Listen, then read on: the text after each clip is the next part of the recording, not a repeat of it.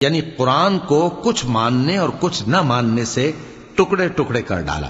سو تمہارے پروردگار کی قسم ہم ان سے ضرور پرسش کریں گے ان کاموں کی جو وہ کرتے رہے.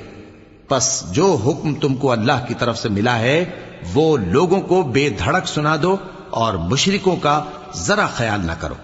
ہم تمہیں ان لوگوں کے شر سے بچانے کے لیے کافی ہیں جو تم سے ہنسی کرتے ہیں، جو اللہ کے ساتھ کوئی اور معبود قرار دیتی ہیں.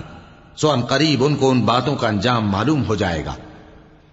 اور ہم جانتے ہیں کہ ان کی باتوں سے تمہارا دل تنگ ہوتا ہے، تو تم اپنے پروردگار کی تسبیح کہتے اور اس کی خوبیاں بیان کرتے رہو اور سجدہ کرنے والوں میں سے ہو جاؤ اور اپنے پروردگار کی عبادت کیے جاؤ یہاں تک کہ تمہاری موت کا وقت آ جائے. شروع اللہ کا نام لے کر جو بڑا مہربان نہایت رحم والا ہے. اللہ کا حکم یعنی عذاب گویا آ ہی پہنچا تو کافروں